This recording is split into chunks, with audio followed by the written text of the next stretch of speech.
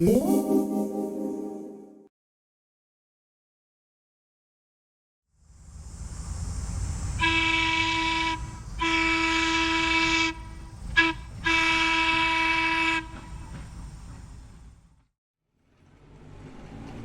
a summer afternoon in 2025, a pair of interurban cars from the Chicago Northshore and Milwaukee are seen at the Illinois Railway Museum at Union, northwest of Chicago. Car number 714 was built by the Cincinnati Car Company in 1926, while number 749 was built by Pullman Standard in 1928. These cars served the North Shore line until its abandonment in early 1963.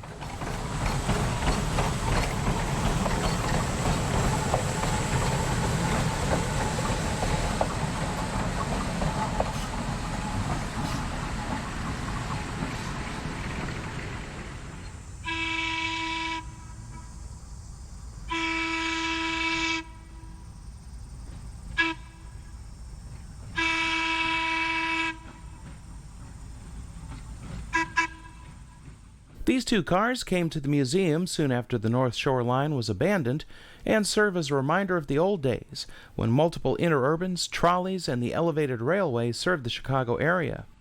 They, along with numerous other pieces of equipment, are on the museum's roster, and many of them are operational.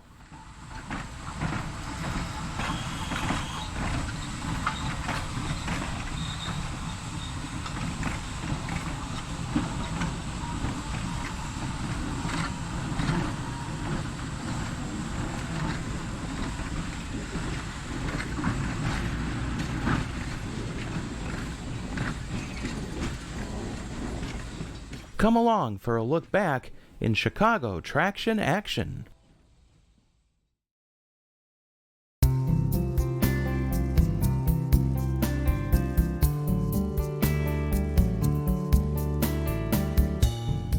Winter in the Midwest. It was winter for the Chicago North Shore and Milwaukee, too. What would grow into the North Shore line began in 1895 as the Bluff City Electric Street Railway Company. By its peak, the North Shore line operated 89 route miles from the Loop in downtown Chicago north to Milwaukee. The railroad entered receivership during the Great Depression, and not even the traffic boom of the Second World War would bring about any sort of lasting prosperity. Permission was sought to shut down and abandon the North Shore line in 1958, but regulators in Illinois wouldn't join the Interstate Commerce Commission in signing off on that request until November of 1962. With the writing on the wall, railfan excursions were chartered to tour the line while there was still time. Chicago resident Herb Soberg was on hand with his Bolex movie camera to film these scenes on such a charter in February 1962. The railroad would shut down less than a year later, with the last trains arriving in Chicago and Milwaukee in the early morning hours of January 21st, 1963.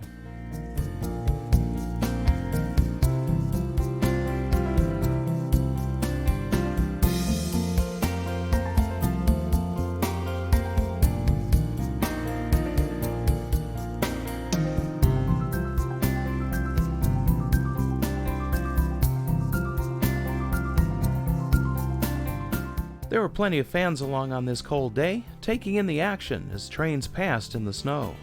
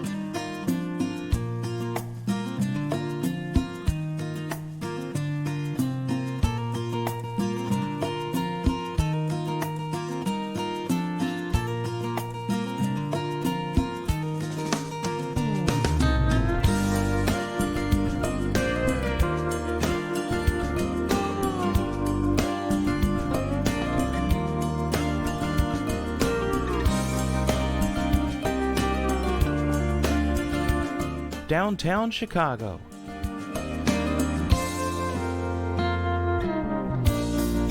Those street bridges over the river haven't changed much today.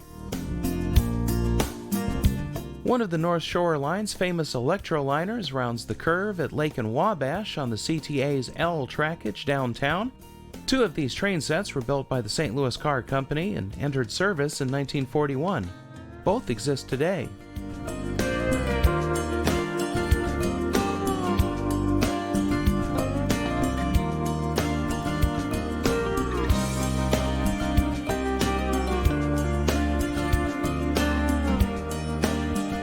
The platform at Lake and Wabash was a great place to watch the cars pass.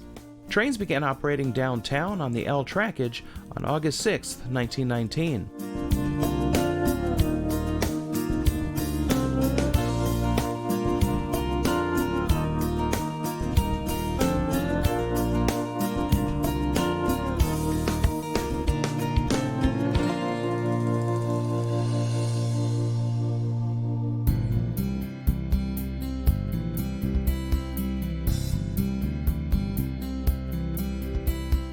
Car number 150 came from Brill in 1915.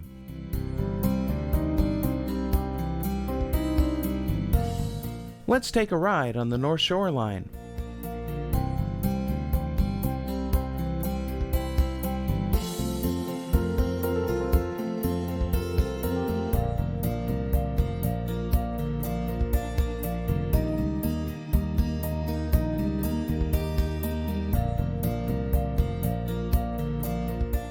Street running into Milwaukee kept the schedules from matching the big railroads.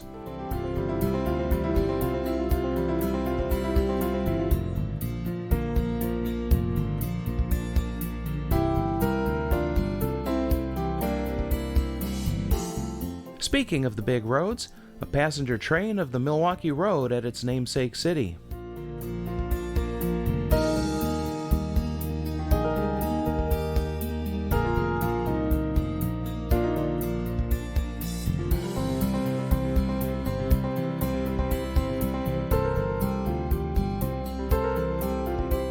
The North Shore Line's northern terminus was near the intersection of 6th and Michigan in Milwaukee.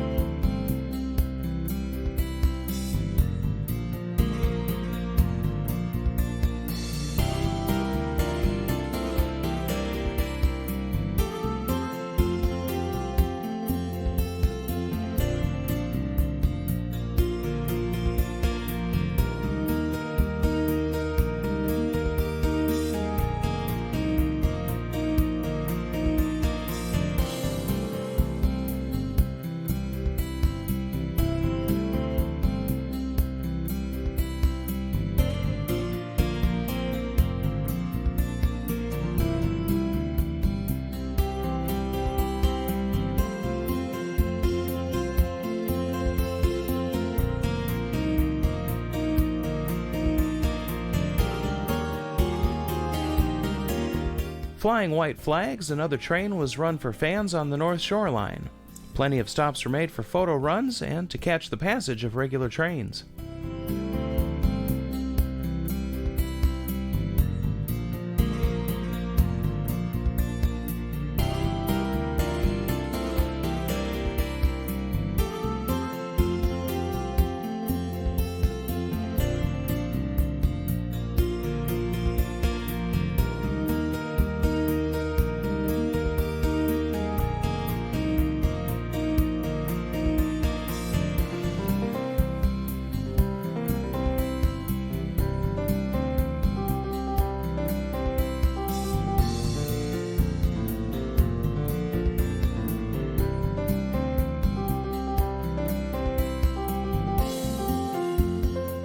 An electroliner passes at Racine.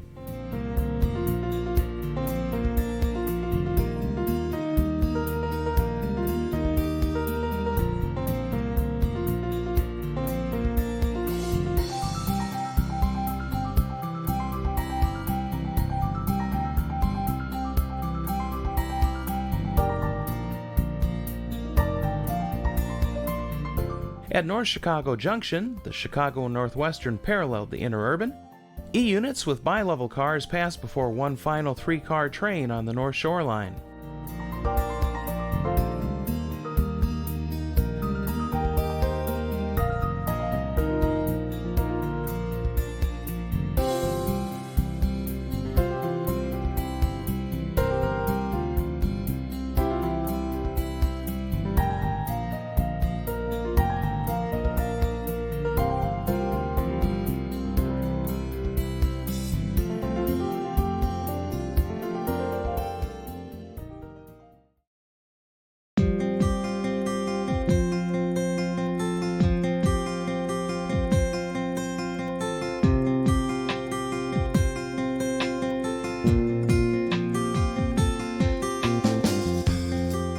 An Illinois Central MU train runs down the median of 71st Street on the South Chicago branch of the Electric Commuter District.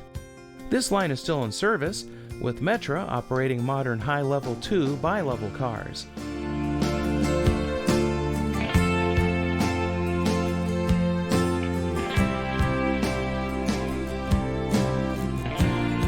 A CTA train on the L downtown.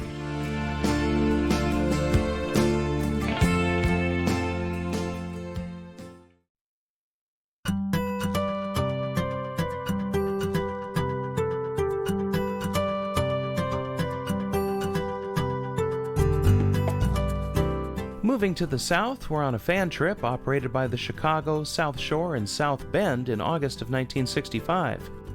The railroad that would become the South Shore Line was formed on November 30th, 1901, and would eventually operate between Chicago and South Bend, Indiana. Between Randolph Street Station in downtown Chicago and suburban Kensington, South Shore trains operated over the tracks of the Illinois Central's electric district before taking to their own rails. On this railfan trip, there were numerous photo stops made along the way.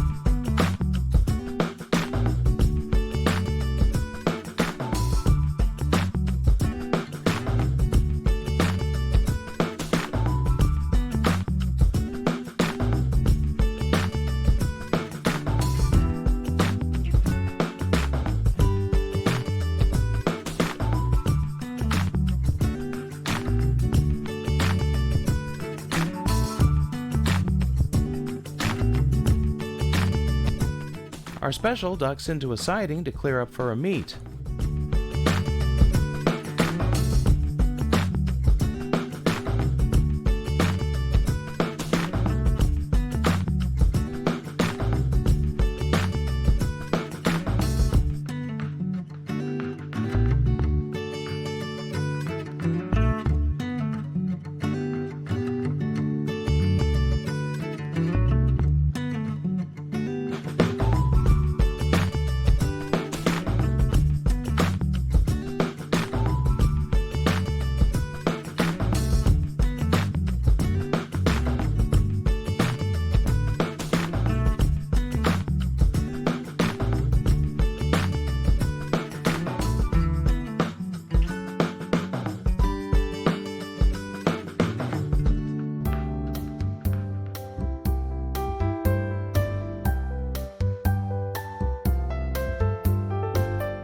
It's now May of 1966, and we are along on another railfan special on the Southshore line.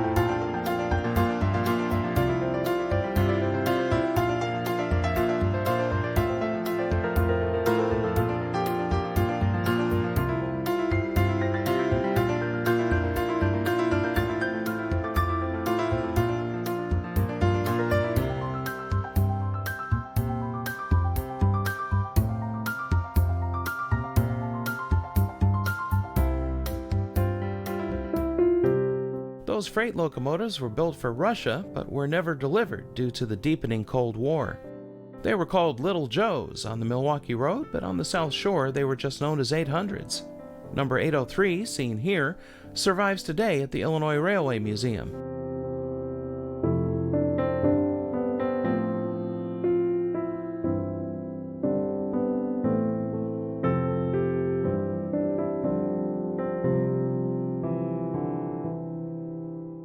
This freight unit is one of 7 R motors purchased from the New York Central in 1955. Unlike the North Shore line, the South Shore had enough freight traffic to survive declining ridership. The Northern Indiana Commuter Transportation District took over passenger operations in 1990. With diesel locomotives for power, freight continues to move on the South Shore line today.